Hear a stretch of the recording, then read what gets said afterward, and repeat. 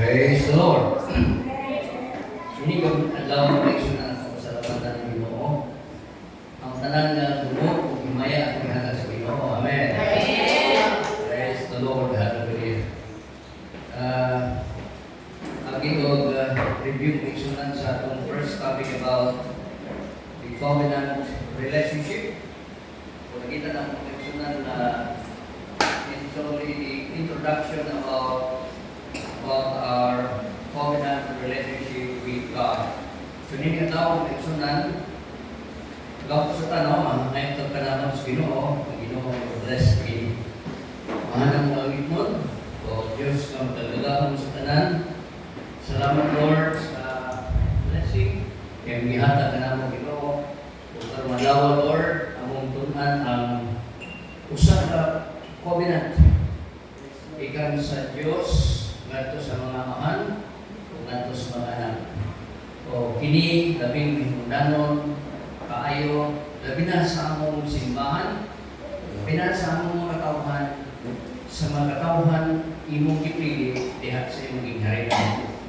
Pagkatapos ikaw, kung Lord, ikaw mag-bless ini, ikaw Lord, maghahatag og tibok sa imong alagad, bisan man sa imong katawhan, dihugan mo ang among mga ilang mga itulong mo. In Jesus' name, Amen. Okay? Again,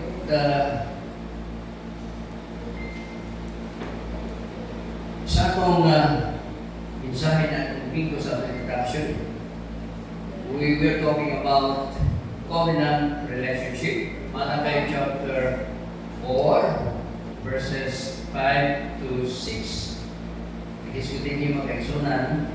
Behold, I will send to you Elijah, the prophet, before coming the great and dreadful day of the Lord. Verse 6, and he shall turn the heart of the fathers to the children, and the heart of the children to their fathers, lest I come and smite the earth with a curse. Kanya karon among ipadala kaninyo si Elias, mamanlag na sa dili pa maabot o ang dako o makarilisang adlaw ni Iyuwa. Iyang babalikon ang kasing-kasing sa mga amahan ngadto sa mga bata o ang kasing-kasing sa mga bata ngadto sa iyang amahan. Tingali ko niya ako muanhi o samaran ko ang yuta pinaagi sa pang-imarap. So, if there is no covenant with the Father and the Son, the Bible says, I will curse the earth. Kung walay akisalat, samahan, ngadto sa mga anak, mga anak ngadto sa samahan, akong tunglohon ang yuta. So this is the covenant, makaiksunan, covenant. Daliwala sa amahan, ngadto sa iyang anak. Ang pag-iskot na amahan sa Biblia, dili tungod kay lalaki na siya. Di ba? Pwede ang babae, kabod siya amahan. Kasi kay mamatay ka ng bata, siya na mahimong amahan siya yung anak. Right? Okay. Kaya ang Diyos, dili man lalaki, dili ko babae. Diba? Because God is sexless. Wala babae, wala lalaki. Why God called Father?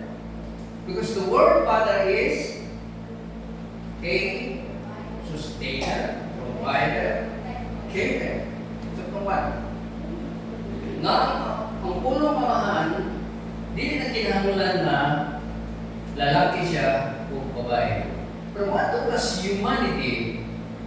Kung isko na kamahan, laki na, kaya wag mag-ibay amahan na mahimong babae. Diba? Mahimong siya amahan sa mga responsibilidad. Because Father is the provider. No. Hallelujah. Now, mga ano naman kaya naman natin lumatutos pinaka-sintro ka no? A covenant, what is a covenant? Is a formal, solid agreement, promise between two parties, often involving binding commitments. So, kung isabot na, ang covenant, ang napakigsaan, usa ka na solid agreement. Usa ka ng solid. Usa ka nananigawag o kasunduan na focus on the seriousness. The great example is marriage. Marriage. You have a kasunduan. Dugay na mong uyaw. Dugay na mong natipon. Ano mang pangutan mong lumaduga.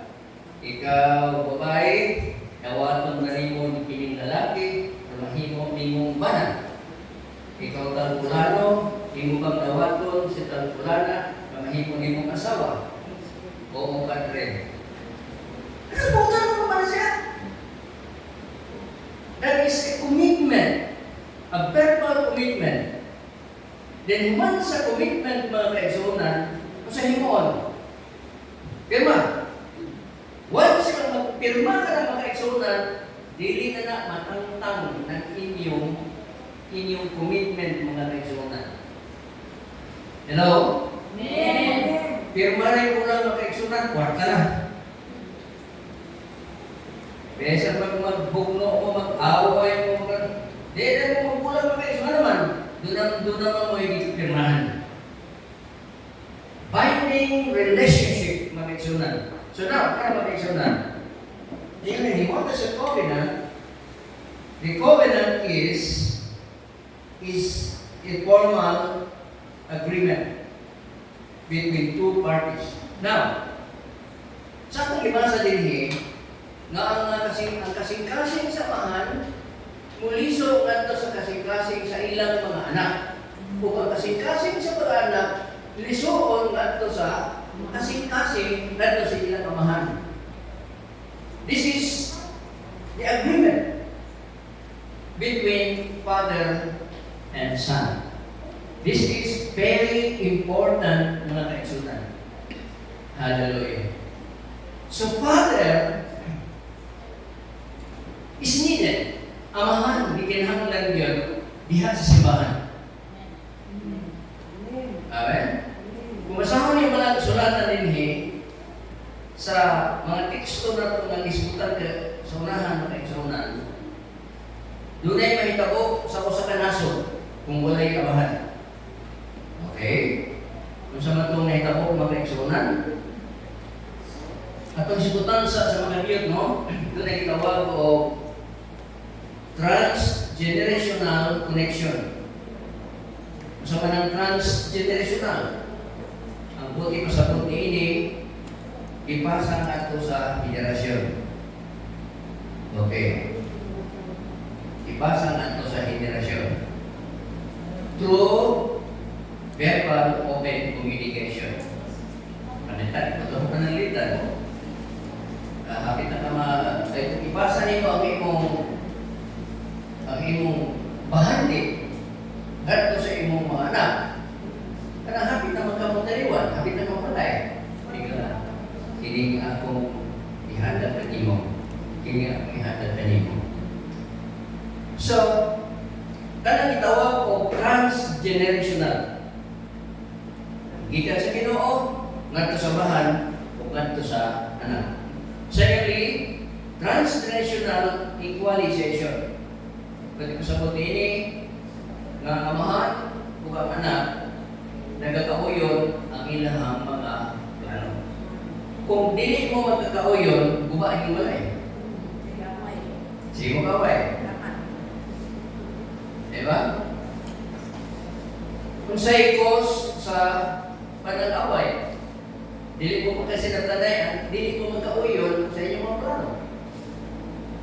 May tayo na upalit na kabayo, ingong po na sa dili na, kapaw na lang,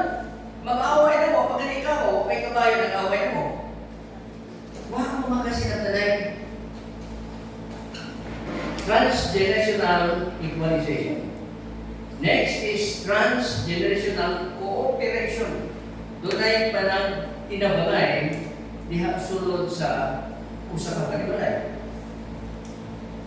Ang usa nagkapulikit na. Ang usa nag-relax na. Why cooperation? So, gitawag mga kaigsunan, if there is a transgenerational cooperation, the curse is broken by a son and father covenant. Joining of father and son, the donor and the recipient. Ang mga kaigsunan, mga ito ang milabay na mensahe sa atong Domingo. Nakaroon, mga kaigsunan, matuta sa atong covenant with Ruth and Naomi. Kung tigaway mo mga mga kaigsunan, ini yung mensahe mamaya siya na importante kayo siya sa atong pag-alalan. Ako lang ginayo yung mga kaigsunan para di siya yung ng preaching yun, kundi teaching na siya. Hinayo na ko, ang masakta na to, kung siya kinitawag o covenant. Kung saan itong covenant? A covenant is a solemn, ito?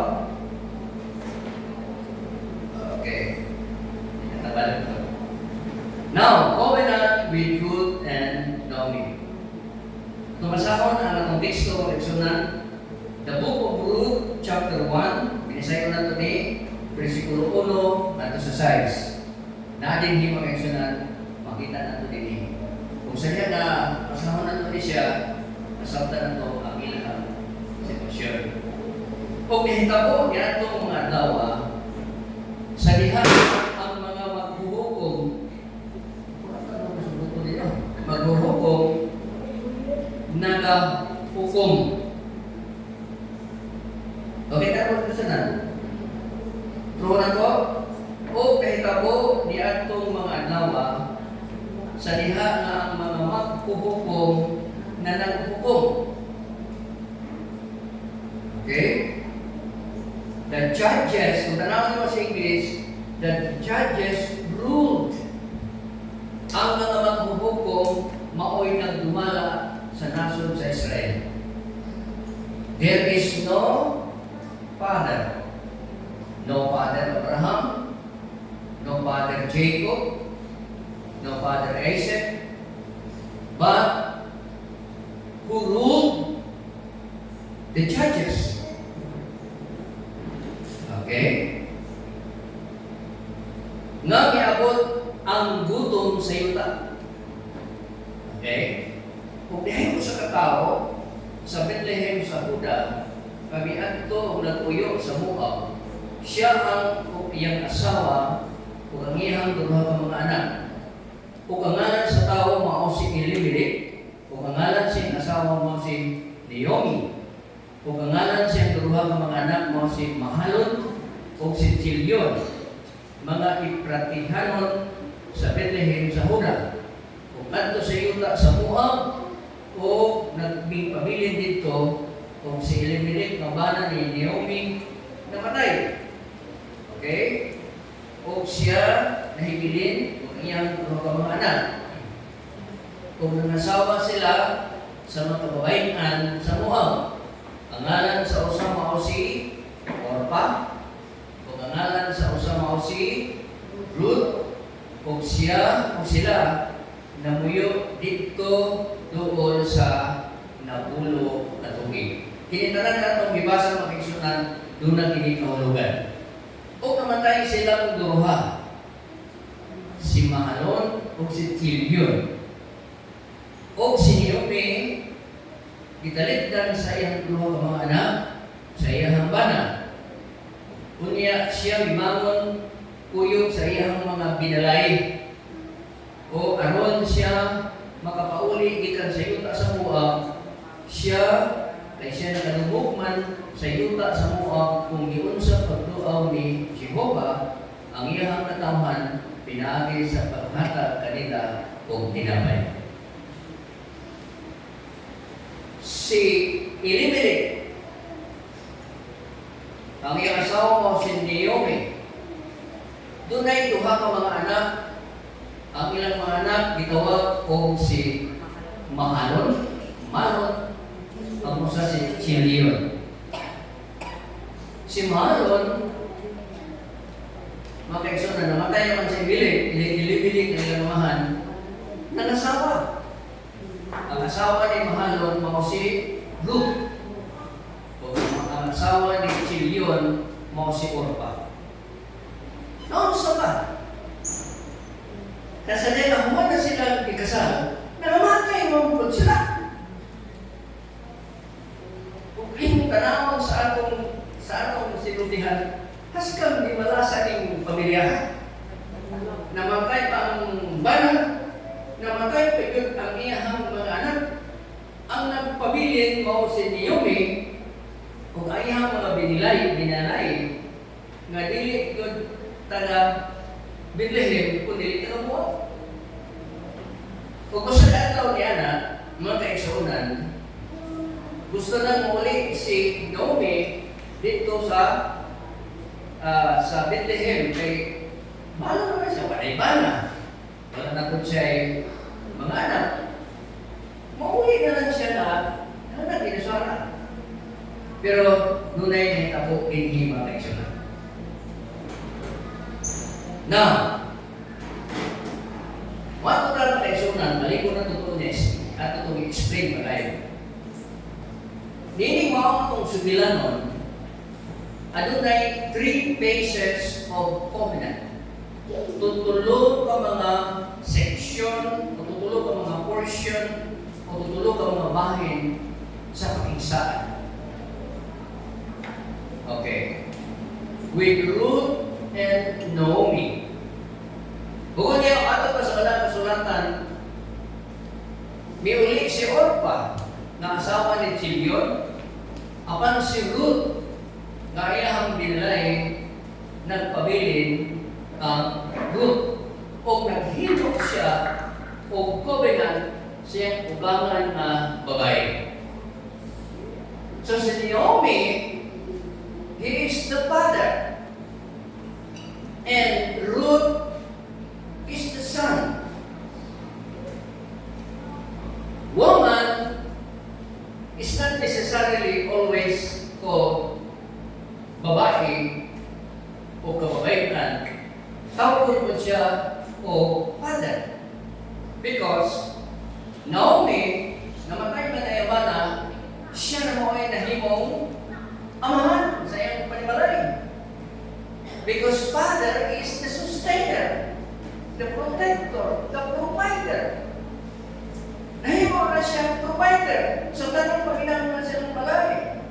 Kaya wala naman ang iyang father. Now, ikaduha, ang first good nga phase of covenant, gitawag kini siya initiation covenant, dwelling covenant, instruction that follow that covenant. Nindot kaini kung ato ning sundin ka ng eksunan. Unsa kini gitawag o 3 phases of covenant. Kung sundon nimo kini 3 phases of covenant, the adversity was dismantled by covenant. Usay ko sa butas Bisaya. Ang kalisdanan bungkakon pinaagi sa pakigsaan. Kaya kung walay pakigsaan, bungkag kanunay ang ilahang panimalay. So ngano, that is why bungkag kanunay kasagaran sa mga panimalay kaya wala may pakigsaan o covenant na ginihimo niya ng mga panimalaya. So doon na sila pakigsaan. Now, mga kaisunan, kadtong mga pamilya nga miadto sa Moab, kung tanaw din mo kini sila, because Moab is another place, whereas Bethlehem is another place. Si Elimelech, na iyang asawa si Naomi, doon ay duha ka mga anak, si Mahalon o si Chilion, taga Bethlehem. Pero nga nung nanadto sila sa Moab.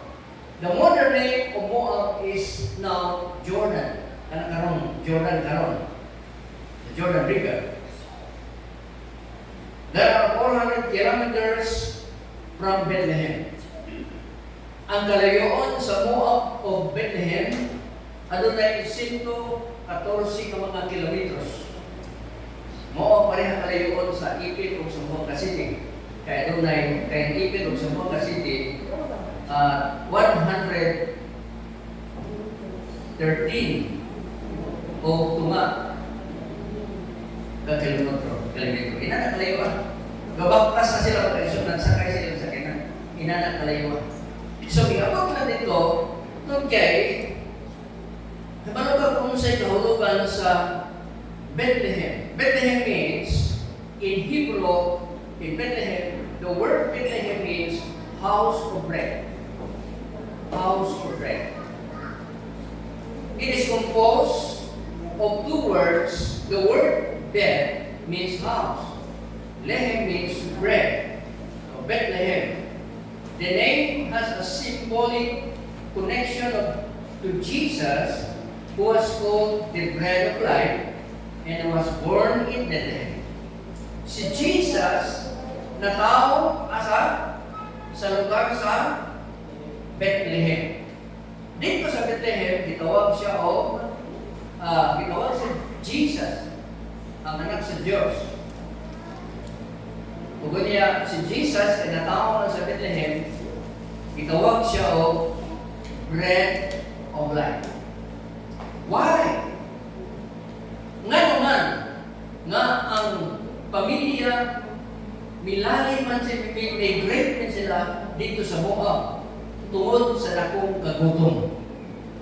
Tungod sa dakong kagutom, mga kaigsunan, ngayon ako dito sa house of bread. Doon ay dakong kagutom naliwala sa house of bread sa Bethlehem. Okay, padayon lang mag-exyonan. Ato na-explain niya. Bethlehem means house of bread. Moab means, in Hebrew, means of his father. Tanaw na to, kinsa ang orihinal sa Moab. Nakadungtong mo ni Lot. Kasagalan ni Lot. Pagkalagay nila sa Sodoma, Gomora, ang ilang asawa o mga mga dalaga, upat sila. Ingon ang Ginoo, ayaw mong lingi. Milingi man ang asawa ni Lot, kunya nahimo siyang asin. Kunya kung magbilingi si Lot, ang inyong mga anak na dalaga.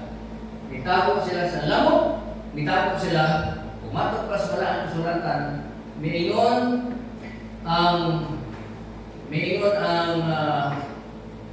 mga anak, wala na tayo kaliwatan. Ilang ihubog ang ilang amahan. Ihubog nila ang amahan.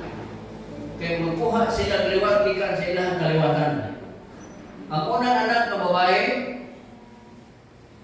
pag niya, gitawag siya Moab.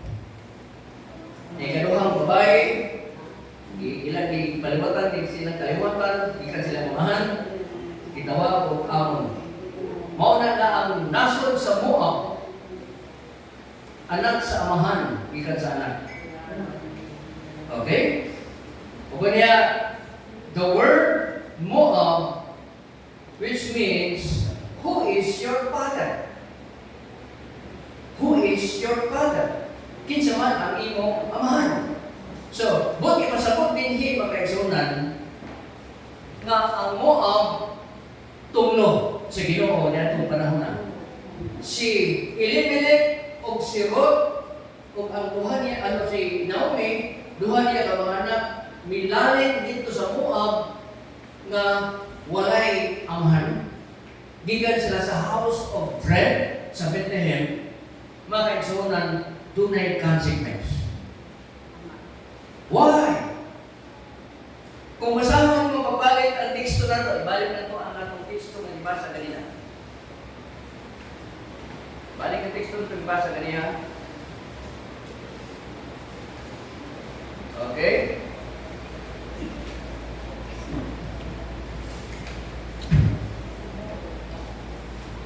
Dito. Okay. Ganito. Ruth chapter 1 verse 6. Sa ginihin. Ruth chapter 1 verse 6 ang ginihin. Og nahitabo niya itong mga adlaw sa diha ang mga maghuhukom nagahukom.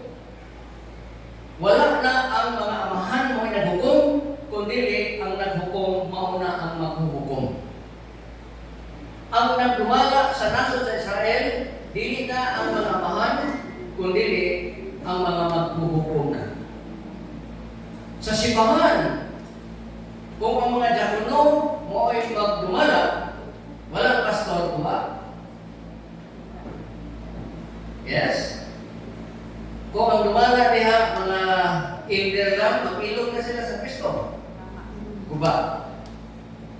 Mao sa pagnaso sa Israel, dunay consequence nga nahitabo makaigsunan. Sa diha nga ang mga maghuhukom maunay nagdumala sa Israel, miabot ang gutom sa yuta. There are 3. Dunay tutulo ka mga panghitabo. Because of no fathers, judges were ruling, there were no fathers. The absence of fathers are the following issue.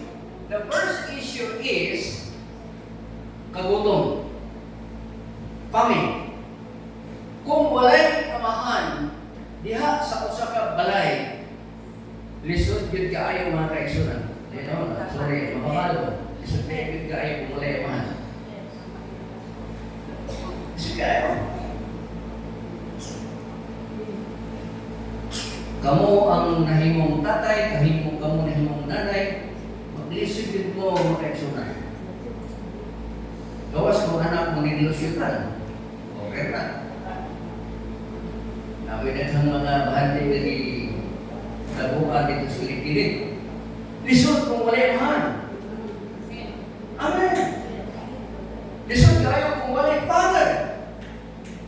First, may dakong makaigsunan, doon na may dakong kagutom. Hallelujah. Salamat sa mga amahan. Salamat. Buhay pa mga amahan. Yes? Buhay pa mga amahan, buhay pa minahan, walay kagutom mga kaigsunan. Kaya doon na may panagti na mga Hallelujah.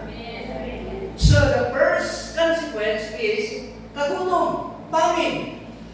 Na kung tanawan mo ang Biblia mga kaigsunan, famine is a severe, widespread lack of food. Diba? Kagutom ko sa akong kauban ng pastor. Sa una, may meeting siya din sa Zamboanga City, sa Tarutalon. Pastor, hisog kung kaibig sila. Nagluot sila sa akin, wako sila isudan, yung hinginan na yung mga anak. Okay, dadain yung mga saging at tumus makatungkan. Mamunit mo mga kinasot ito, may isudan ninyo.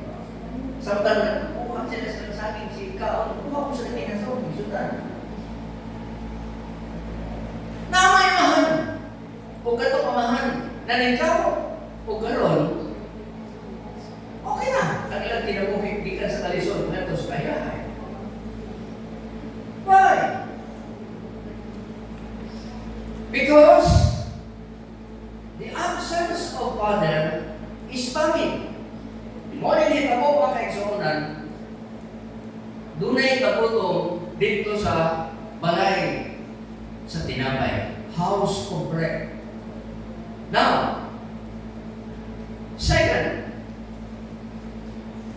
kung walay amahan, adunay gitawag sa English of inaccurate migration.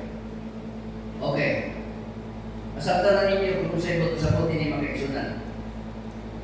The word inaccurate migration is the misinformation or policy in misleading ways. Binisayo na ito mga kaigsunan.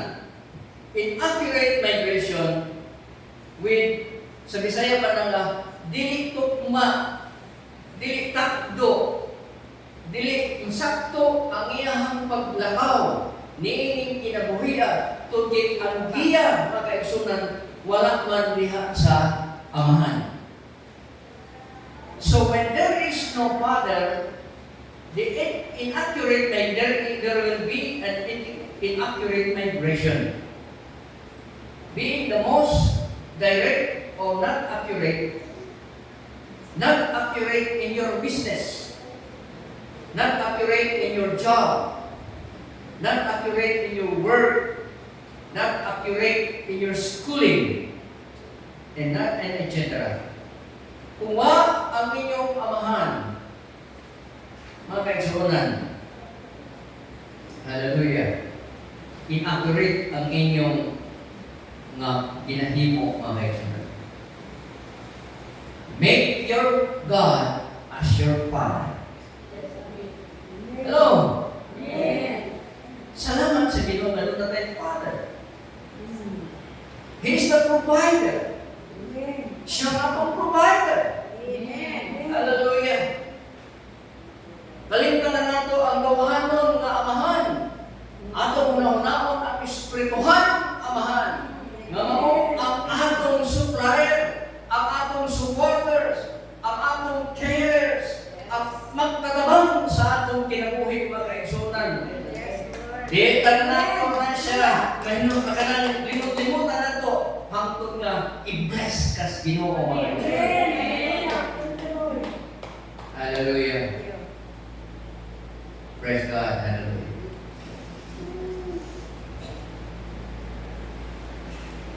How do you know that you have a covenant relationship? Kung saan mo pagkakalo ka doon kay covenant relationship? Nga sa Ginoo. Be? Punta na ko. Kung saan mo pagkakalo? Mr. Risa.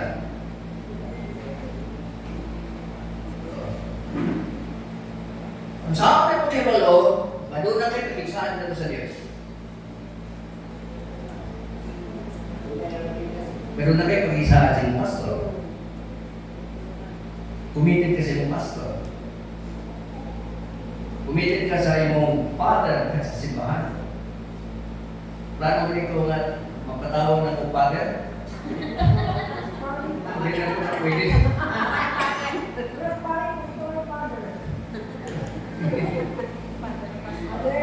Pastor na.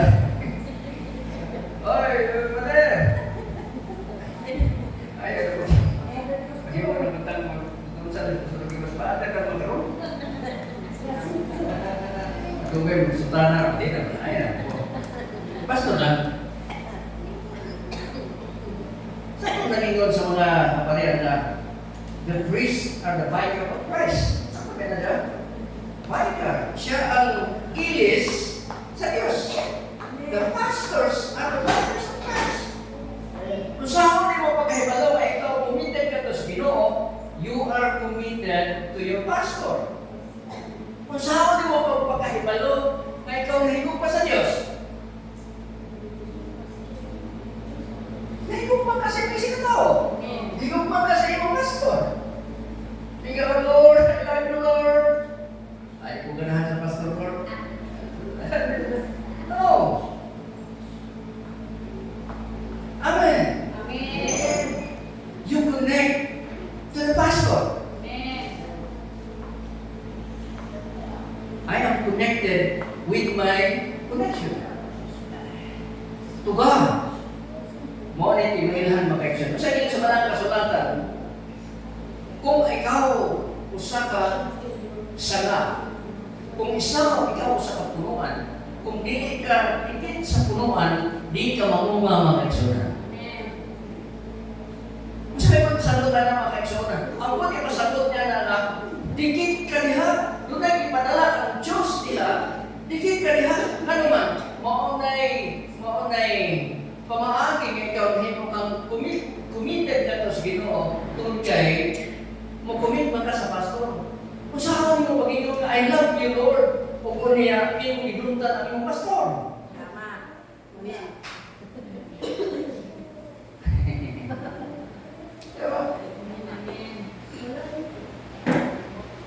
Kaya, sabi ko, waling ini naman ito balik. Pero ako pensionan. Kaya nga, kung ngayon kung ang mga pastor o ang mga membro sa simbahan niya, kanang wala sila ipagiluma sa pastor, gusto. Kasi kayo ang tinabuhi sa pag-alagad sa Ginoo. Tinuod na siya mga kaisunan.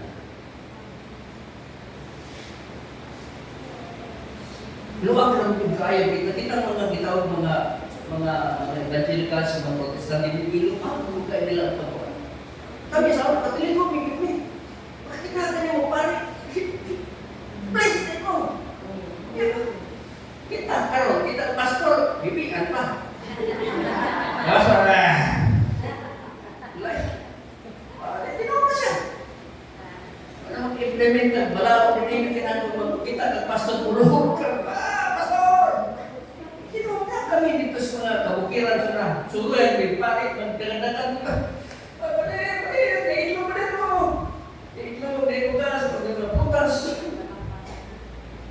Pastor, ako gawin. Pastor, manggil na nila ko lang ako kayo. Ikaw nila. Ginijik mo kayo sunan. Mauna siya na mahita ka dunay. Iisip ang hanan ko na tinuot na naman tuot na. Ano kaya na ito? Tumanap ang kulong sa Ginoo. Amen. Hallelujah. Inaccurate migration. Usahay. Di ba? Usahay. Magpaampo ka. Wala pwede ko'y i-share. Si Brad Lord, i-bless siya sige. Ikaw Brad, sa may mong request. Pastor, mangayon ko ka ng magkakaroon ko. Ampuin ko ng taga-apog Karabaw. Pinukit niya siya. Uy, itubag man si Ginoo ang iyang bakampo, itagaan siya kapaw. Hangtod na iyang Karabaw, mga isunan, bidaghan yung kayo. Si Brad, wala naman si Pa. Busy na siya pagpanubay siya Karabaw. Diba, busy na siya. Brad, gusto man. Okay, daghan na yung blessing gusto. Magkampo ka ito, Brad. Mga mantay na yung Karabaw, nagsipan ko ba? Diba mga kaisunan? Usahay, ulahi kaayo ka mga kaisunan. Sa Biblia mga kaisunan, na naman, hadlok magod ang pastor na muwali. Hadlok ang pastor na muwali, walihan mo na kay tighter, kaya na, giver, ikinin na, tadobon kay kumuhawa na, wala mo hatap. Diba? No, pare. Kita pagkat mapapare ka musuroy nga ito sa mga squatters. No, pilit. Musuroy ito sa mga pilit-pilit na dapat. Wah, nakita mga obispo dito ng isuroy. As isa lang kita ito. Mga pastor dito. Masaya, magtiniil. Oh. Asa may mga dapat nga daghan kayo mga negosyante na sa simbahan sa mga protestante. Wala. Ang mga negosyante, mga milyonaryo, tuwa sa simbahan sa mga katoliko. Bisitahan ko sa prak, bisitahin sila. Oo.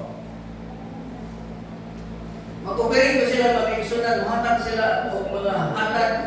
Hindi kayo mahatag, mahatag space sila. Milyonaryo ito sila. Mahatag sila sa kyanan, sa parit, mahatag sila mga yuta, at mga, ano man naka-eksunan? Gihatag nila ang authority. So first of all, sa atong simbahan mga eksunan, aron makaangat-angat ang atong pag-alagad sa Ginoo, tagad atong pagtagad ang mga alagad sa Diyos mga eksunan. Di mo sagot nga inyo kung luhuran, no? Di mo sagot na mga eksunan. Tagad atong pasinuhong nato sa Diyos. Yun sa mga pag-ingon na nadasig ko sa Ginoo. Nahigugma ko sa Ginoo. Kunya wala ka madasig sa imong kauubang pastor, pihaan mo na isunan. Ang pastor na imong pamahaw.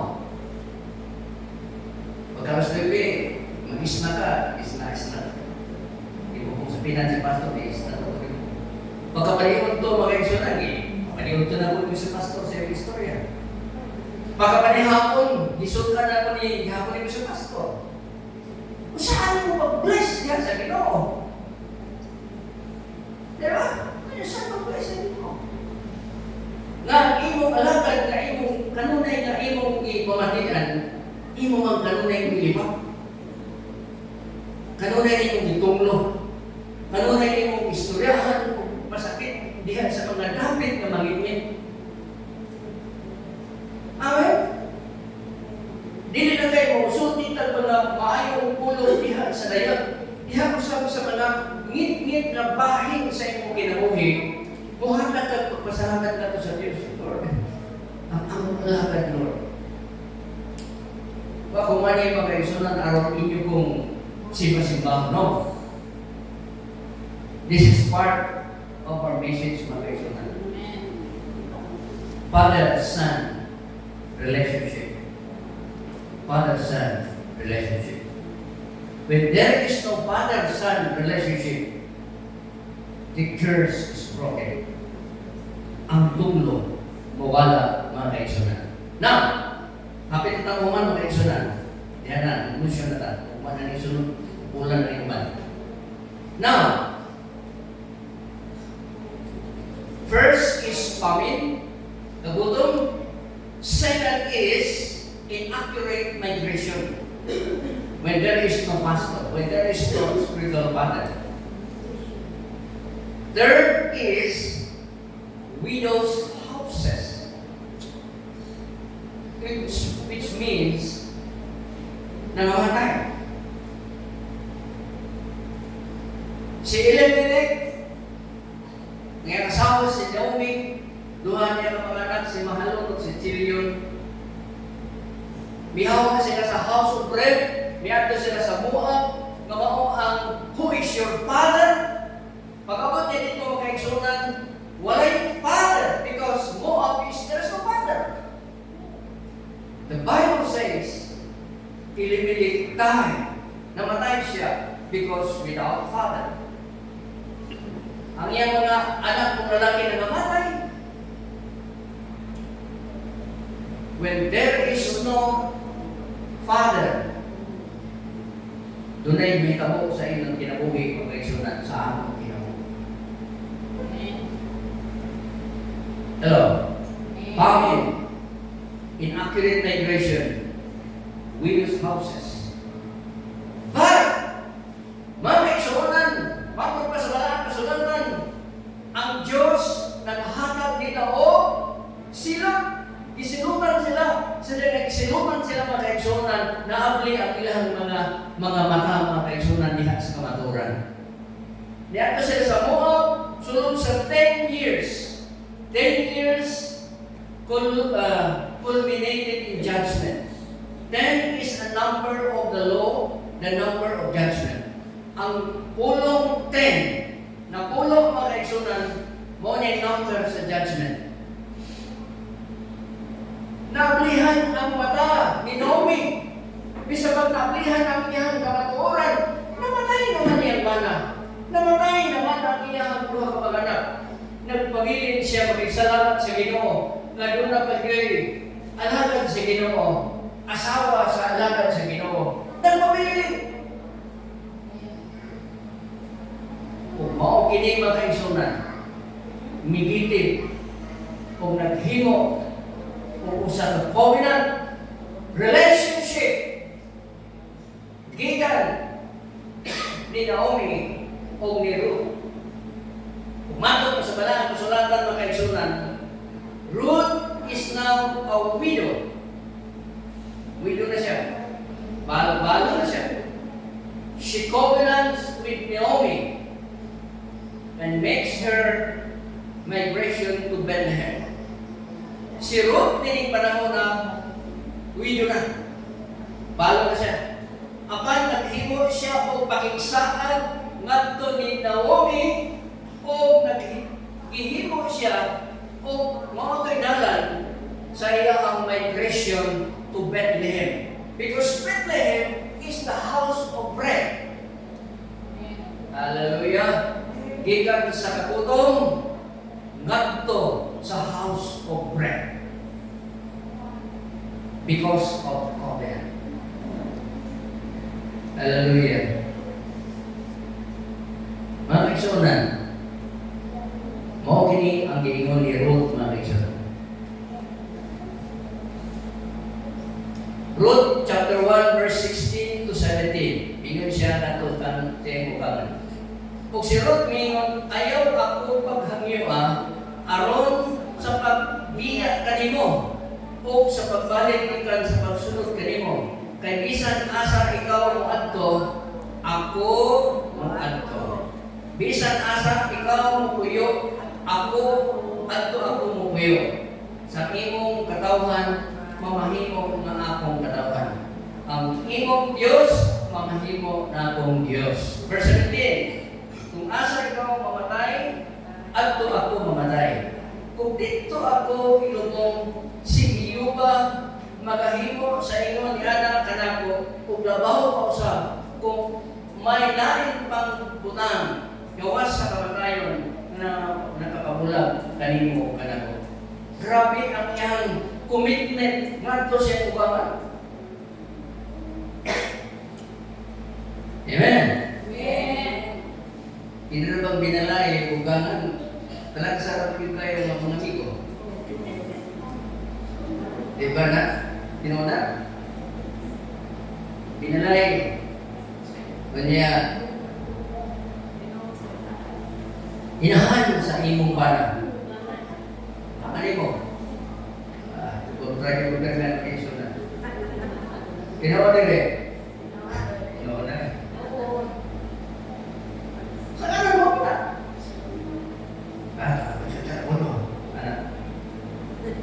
Pero si Ruth kung si Naomi makaigsunan tanawa. Grabe.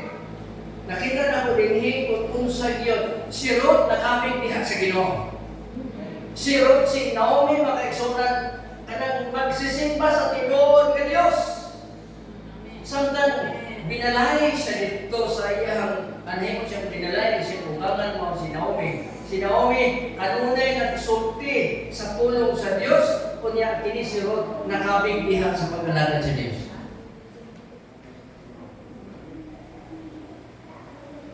Ay mga believers, mga ubangan, sorry mga ubangan ng mga Kristohanon, di gyud nga topic ang ihang pinalay ni Kristohanon. Puro mamantas.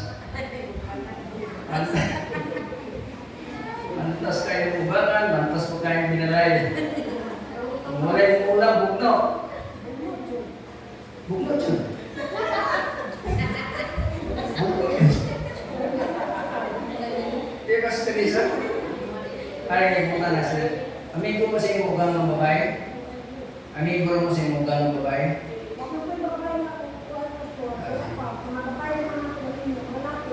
Ugang.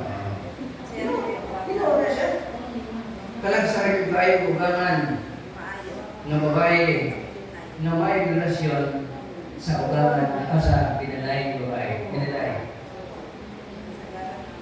Amen? Kung doon ay maayong relasyon, mag-isyon, blessing na sila!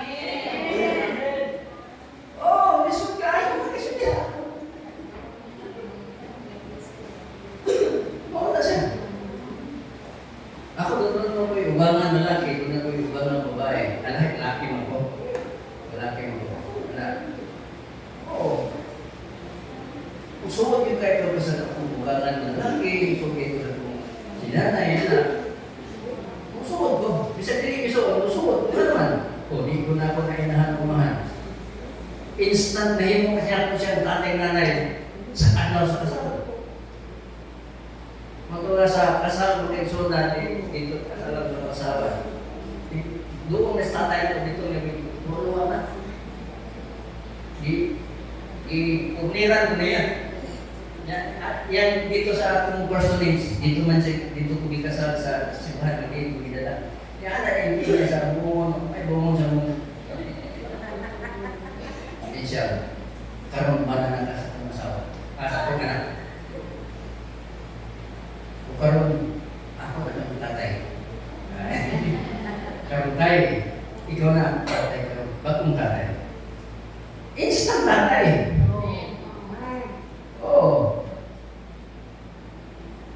blessing, di ba? Doon na may connection. Nga naman ang exoran. Ang blessing sa Ginoo is connected. You are connected to each other. Mubara ka ng blessing kung ang inyong relasyon parado. Amen?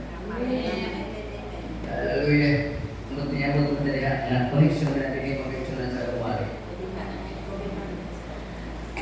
Okay na. Hallelujah. Praise God.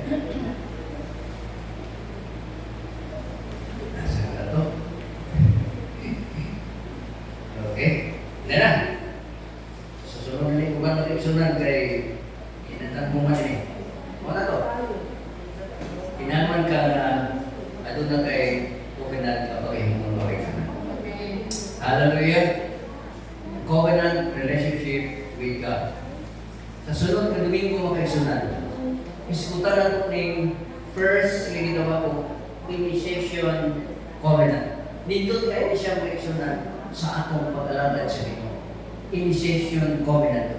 Ngano, tungod kay adun na kini siya kalambigitan sa atong pagpili sa insakto o matuon niya kinsay atong sundon dinining pag-alagad sa Ginoo. Amen. So dili kadawa akong conclusion mga kaigsunan. The best conclusion is marriage covenant. Marriage covenant. Amen? Ang marriage covenant, mga kaigsunan, bisan pa na dugay na ko ng ipon. Bisan 10 years na ko ng ipon. Papauwi ka sa kasal mo. Sa hindi kasal mo. Anong pamutan kung ba mga mo nga? Ikaw na pamutan mo lang no. Dawato na rin pastor mo na na. May mo rin mong asawa. O pastor. Hindi ka naman magdawato. Kasi nga dugay na nagiging 10 years na. Nagkahanay mo anak.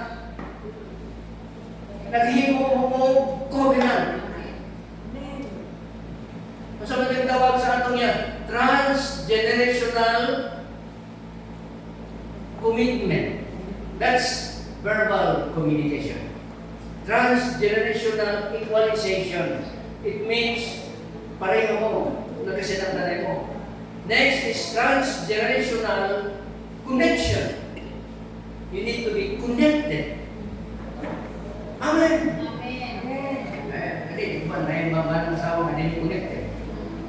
Connected lang kung ano gabi Mukhang-mukhang. Pero hindi connected lang kasing-kasing. Amen. Hindi connected ang ilahang pagbati. Basta na lang. No! Tulong mo sa kinabuhi. Mga kaigsunan, so diyan ikaw. Accurate migration. Accurate. Because the word righteousness means you act as righteous. Tanang bahin siya mong kinabuhi, pagbuhat ka na matarong. Diba? Doon ay balawin niya na ayaw ka paglabay ng basura. Exam mo eh. Ayaw paglabay ng basura din. Ayaw pagpangihig din. Mangihig ba nito? You're not righteous. Ayaw paglabay ng basura. Paglabay ng basura. Ayaw pagluwa din. Nagluwa aspect ko sa itilid. Oh, you're not righteous. Because righteousness acts like a righteous man. Mao pa na siya makaigsunan because righteousness exalts nations. I-exalt ang nation, i-exalt ang imong barangay. Kinitid na siya. Kaya mga pamilya, righteous na siya. Mga Kristohano na siya. I-bless na sa Ginoo. Wala yung may mabate. Kristohano na talaga sila kung sige ka kung simbahan, sige kung na sila kumpate. Sige mo na sila. Mga kaigsunan, you need a commitment. Amen. Amen. Hallelujah. Pagkamuta, hindi matanan. Matuta sa atong Nasunod mga kaigsunan na ay lawag pagbigyan ng kaigsunan dito kayo. Next Sunday, initiation of covenant. I hope ang Ginoo mag-bless ka na to. Dili tuwag nga gidala na itong ngalan sa pastor. No. Ituyo na ko siya. Aron, mabutang panahon. Kaya kung ang inyong unang-unang nga huwag mo'y magkahugod sa pastor. Ako rin yung pastor. Kaya ang pastor, mag-eksunan, ibutang na sa Ginoo niya. Sama sa mga pare. Ibutang na sa Ginoo niya. Di ba? Di ba? Mag-eksunan. Isip na ito magbalaan. Balaan mo yung mag-eksunan. Hallelujah. Praise God. Salamat Ginoo sa mga mensahe. O God, hallelujah. Asa kami kutob, Lord, na mo makasabot yun kanino Ginoo. Kung sa mga bahinan makasabot kami kanino. Ang lihim ang among paalam mo kay Malo, Lord, sa pagsabot sa mga butang, Lord, yung mga butang sikrito, Lord, diha sa harian sa langit. Hindi ka dawa, Lord, salamat. Yes, Lord, you deserve the glory and the honor. Lord, we lift our hands in worship as we lift your holy name. You deserve the glory and the honor. Lord, we lift our hands in worship as we lift your holy name. Lord, you are great, you do miracles to reign. There is no one else like you. There is no one else like you. Lord, you are great, you do miracles to reign. There is no one else like you. There is no one else like you. Salamat, Lord. Hallelujah. Salamat, Lord, sa precious na mensahe. Lord, wala laing gawas ka ni Ginoo. Ikaw lamang ang Diyos, ang mumisimba, ang gagaran sa Ginoo namin kinabuhi. Salamat para sa Holy Spirit. Salamat sa iyo. Nagaya sa mga yes, Lord. O, pinig na daw ang kaigsunan. Ako sa iluman sa mga ganyan, no? Pinig na daw ang birthday ni Pastor at kong asawa. Pasalamatan natin Ginoo. Ang Ginoo, ako siya ng paniyang sa lubangan. Hindi siya ang kaigsunan.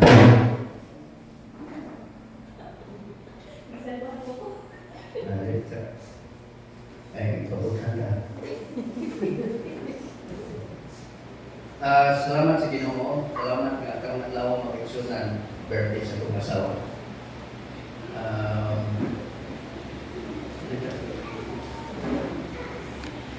Matigulan ko na sa ilan na ito, hindi niyo.